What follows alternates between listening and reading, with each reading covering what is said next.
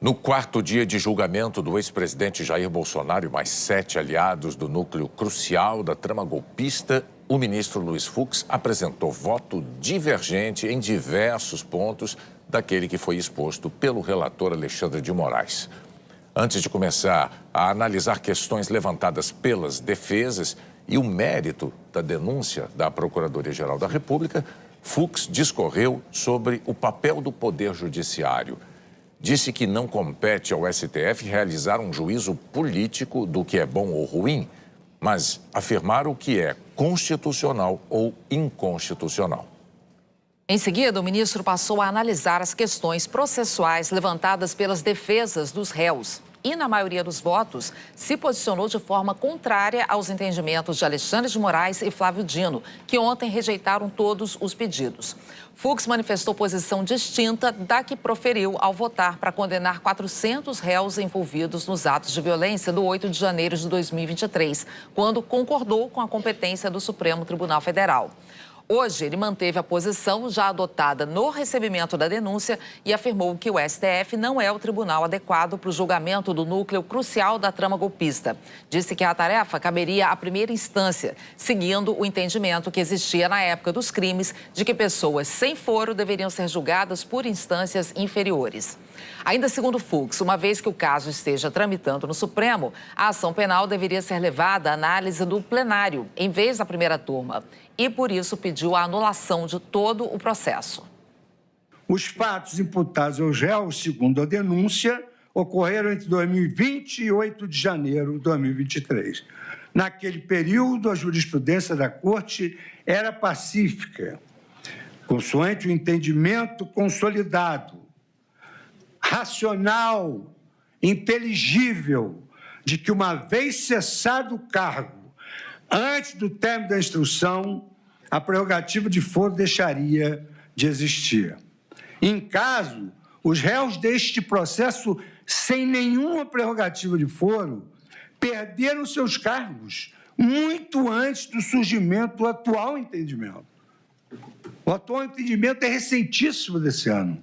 E, como é sabido, em virtude da incompetência absoluta para o julgamento, impõe-se a declaração de nulidade de todos os atos decisórios praticados. A segunda preliminar, senhor presidente, seguindo a ordem aqui do sumário, é a preliminar de incompetência da turma e a competência do plenário do Supremo Tribunal Federal. A competência para o julgamento do presidente da República sempre foi e continua sendo do plenário da Casa.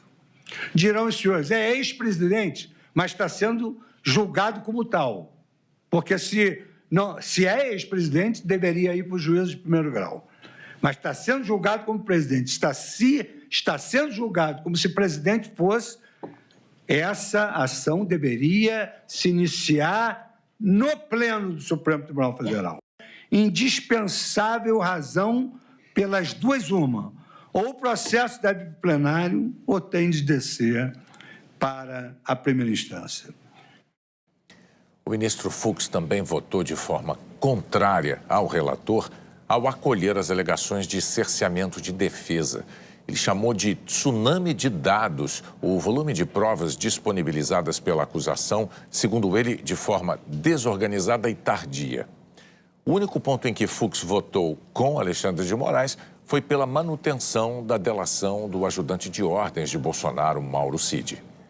Essa delação premiada, ela restou em 9 de setembro de 2023, na sua homologação pelo relator, ocasião em que reconheceu a regularidade, a legalidade e a adequação dos benefícios pactuados.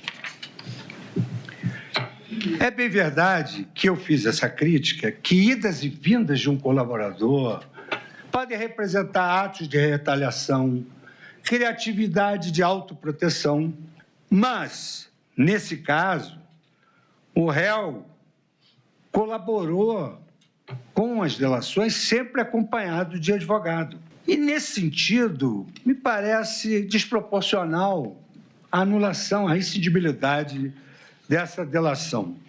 Então, eu estou acolhendo a conclusão de Sua Excelência o relator, estou acolhendo o parecer do Ministério Público e eu voto no sentido de se aplicar ao colaborador Mauro César Cid os benefícios propostos pela Procuradoria-Geral da República.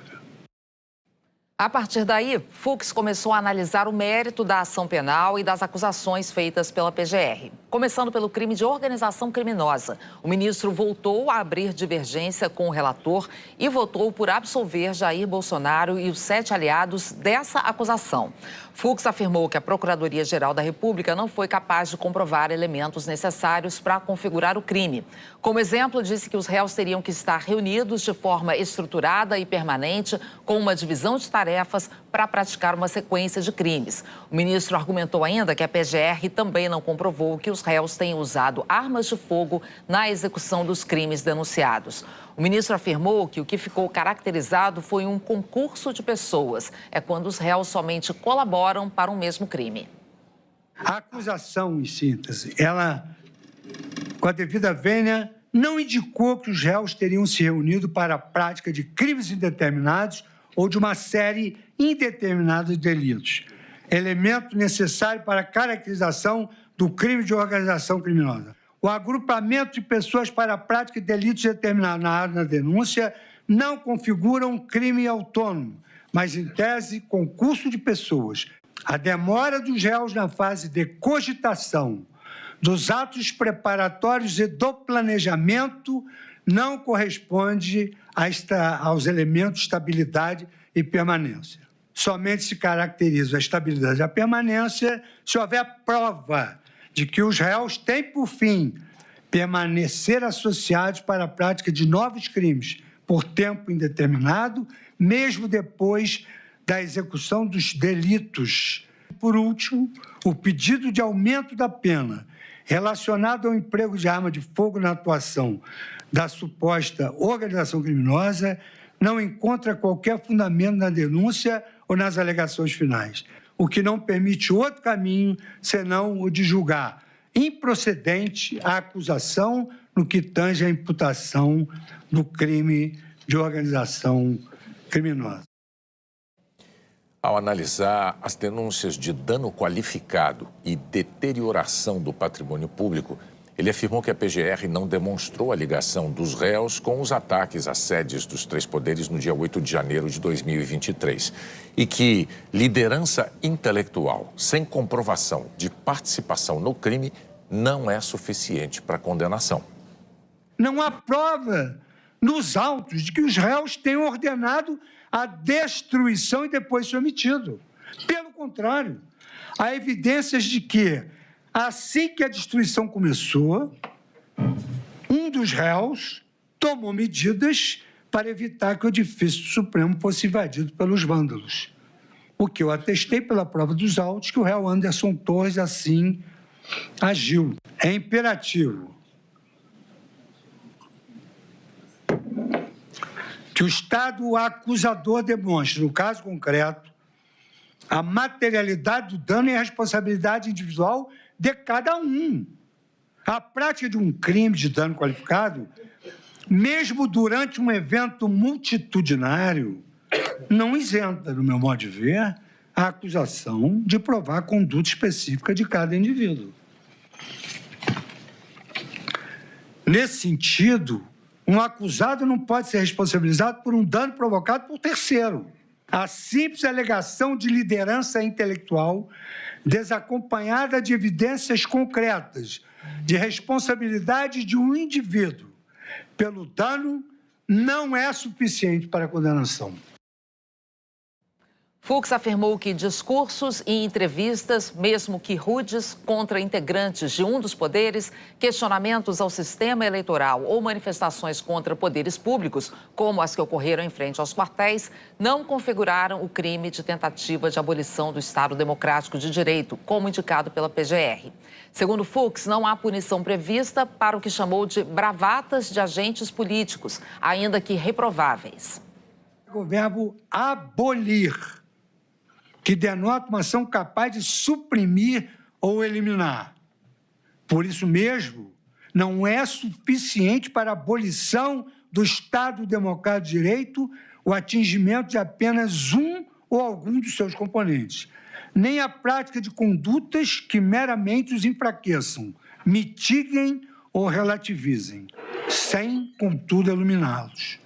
Em síntese, por mais determinados comportamentos possam ser nefastos para a maturidade política do país, atrasando a solidificação de suas estruturas jurídicas e sociais rumo ao estado de uma democracia consolidada ou plena, refugirão a incidência da norma criminalizadora, quando incapazes de causar, como sua consequência direta, a completa abolição dos múltiplos elementos intrínsecos ao Estado democrático de direito. Na sequência, Fux afirmou que as condutas do crime de tentativa de abolição do Estado democrático de direito acabam sendo absorvidas pelo golpe de Estado, que, no entender do ministro, é o objetivo final de uma ruptura institucional. Ele comparou os ataques golpistas que pediam intervenção militar a outras manifestações ocorridas na história brasileira, como as jornadas de 2013. Em relação ao 8 de janeiro, Fux fez uma observação. Disse que Jair Bolsonaro não pode ser responsabilizado pelos atos de vandalismo por não ser mais presidente na época.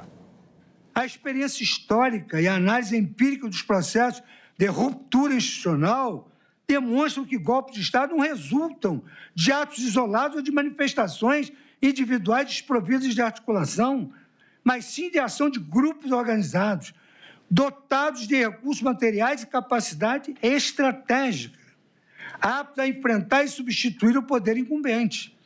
Formas típicas de instauração de regimes autoritários, como golpes militares efetivamente praticados, insurgências, levantes populares cooptados, imposições estrangeiras, mudanças conduzidas por elites autocráticas ou autogolpes. Tudo isso pressupõe sempre a coordenação coletiva e meios concretos de execução. Não satisfazem o núcleo do tipo penal comportamentos de turbas desordenadas ou iniciativas esparsas, despidas de organização e articulação mínimas para afetar o funcionamento dos poderes constituídos. Entendimento contrário poderia conduzir à caracterização desse crime com enorme frequência. Na última parte do voto, Luiz Fux passou a analisar a conduta individual de cada um dos 8 réus em relação aos crimes imputados pela PGR. E começou pelo delator, Mauro Cid. Fux rejeitou a acusação por dano e deterioração do patrimônio por considerar que os ataques golpistas ocorreram por insatisfação dos vândalos, mas acabou formando maioria de votos para condenar Cid por tentativa de abolição violenta do Estado Democrático de Direito. Fux considerou que o ajudante de ordens do presidente durante o mandato de Jair Bolsonaro foi a favor da ruptura institucional e participou da organização e da execução do plano que previa a prisão e o assassinato de autoridades. A prova dos autos revela com elevada clareza que o colaborador conhecia e estava diretamente envolvido com a referida operação para a adoção de medidas concretas voltadas para a abolição do Estado Democrático de Direito.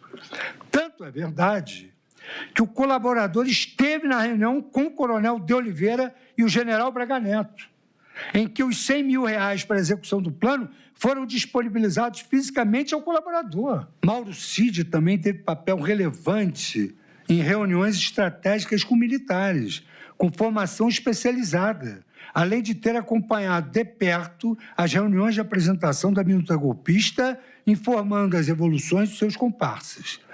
Praticamente todos os encontros clandestinos narrados na denúncia contaram com a organização e participação do réu. Luiz Fux absolveu o almirante Almir Garnier dos 5 crimes, ao contrário do que fizeram os ministros Alexandre de Moraes e Flávio Dino. Segundo a PGR e depoimentos dos chefes do Exército e da Aeronáutica, Garnier colocou tropas da Marinha à disposição de Bolsonaro durante uma reunião com o então presidente e os comandantes das demais Forças Armadas.